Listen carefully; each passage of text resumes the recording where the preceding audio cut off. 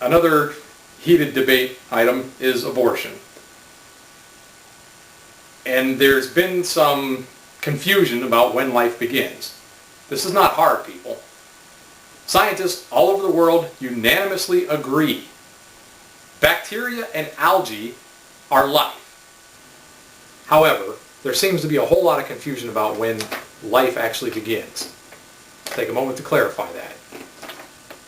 Life begins at conception. Take it a step further. Life actually begins before conception. Sperm is a living thing. An egg is a living thing.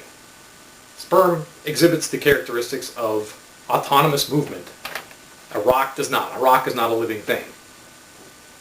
The moment of conception can be clearly defined as life because it meets the criteria. It has the characteristics of growth, autonomous movement, and it differs from a solitary sperm and a solitary egg by the fact that now, with the two combined, you have the complete DNA of a separate person, which prior to that union you did not have.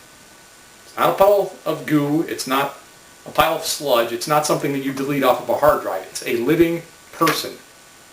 Granted, it's a small person, but the organisms that's going to develop into prior to birth are far more complex than algae or bacteria. And I would really like to hear someone try to debate the issue that algae or bacteria is more complex than a human zygote, an embryo, or a human fetus.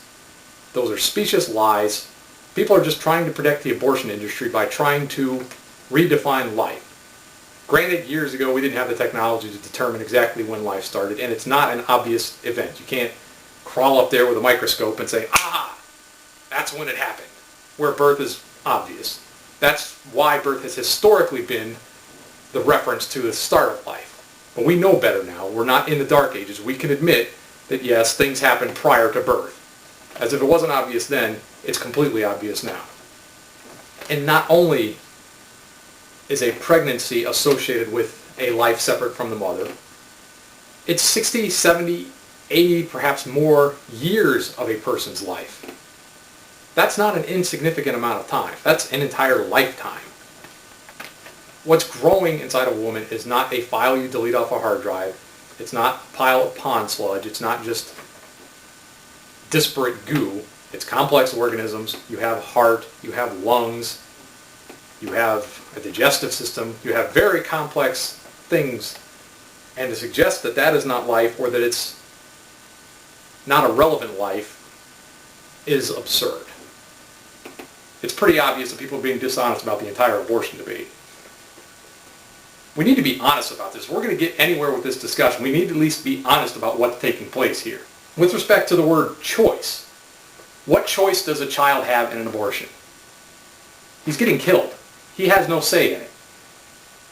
The word choice is being grotesquely misused here.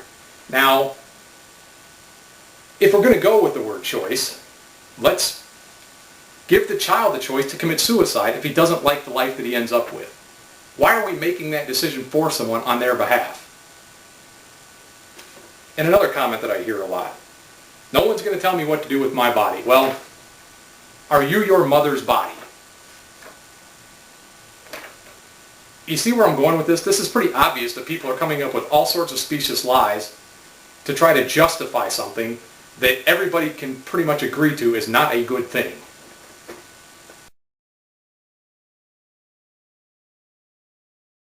Now let's look at Planned Parenthood. Their founder, Margaret Sanger, was a eugenicist.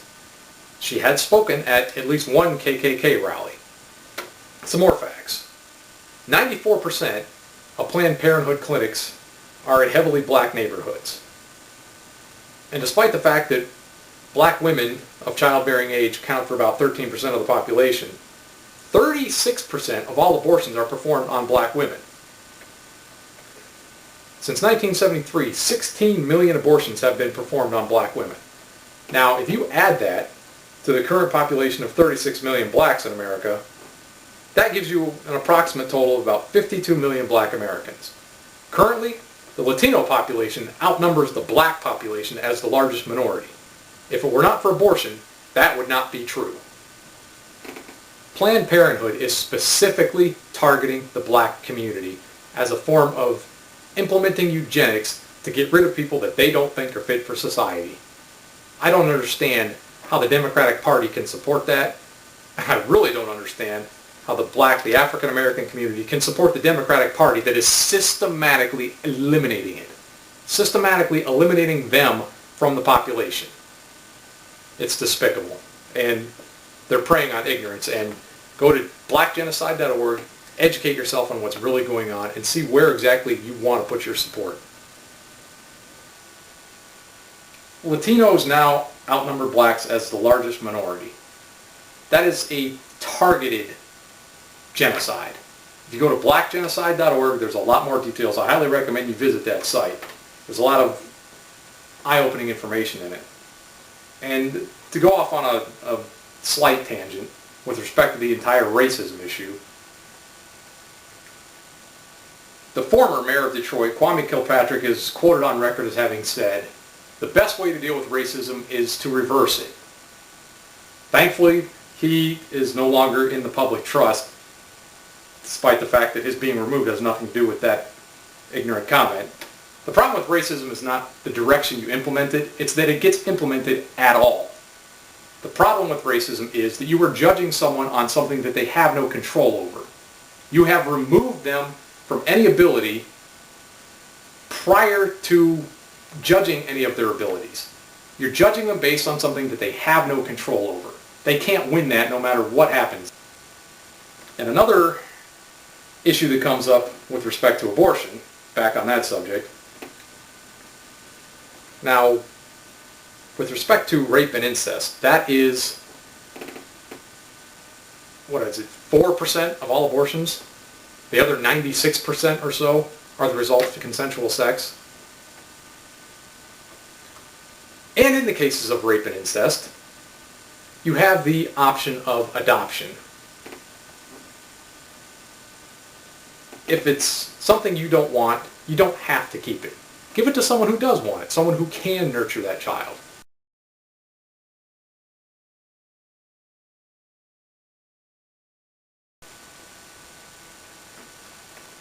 And the final point on abortion is no one would ever defend this act if it were not associated with something pleasurable. If sex did not result in a pregnancy, no one anywhere would be advocating abortion. No one would ever support that act, knowing what it is, what it involves, what the facts are, the honest, true facts are with respect to that subject. No one would defend that unless it was somehow linked to something that they do not want to give up. And that's a fundamental problem with the argument, is we're not talking about what's really going on. What people are really defending are their sexual proclivities. They're not defending choice. They're not defending the health of the mother. They are just trying to protect their ability to be irresponsible about something that results in the creation of a life and, in many cases, the destruction of that life simply because it's inconvenient for them. And I don't mean simply, but I mean, granted, 9 months of pregnancy and giving birth is a huge inconvenience. I'm not doubting that, but all the people out there that are screaming into their computer screens right now, have you ever given birth? No, ladies, I've never given birth. And you have never been aborted in your mother's womb. So you can't exactly claim that you have all sides of this mastered either. You need to be honest about what you're talking about. That's all I ask. You need to be honest, and we can have debates, cover topics, go back and forth with things, and actually achieve some degree of progress, but you have to have some sense of mutual respect, which seems to have disappeared, especially in political dialogue, because the political parties have made themselves more important than the people they espouse to be serving. They're serving themselves. The political parties are serving themselves. There's not a lot that can be done about that, or if there are things that can be done about it, I don't have a solution, so I'm not going to claim that I do. I just recognize it as a problem that I would love to see fixed. I would love to see independents take over our political system. I think that would be just fantastic. Where it doesn't matter what political party you are affiliated with, imagine a system run by independents who didn't have that cloud of political party association over their heads, where they could just vote on things based on the merits of what they're talking about, based on the merits of the idea, where the greatest idea rises to the top.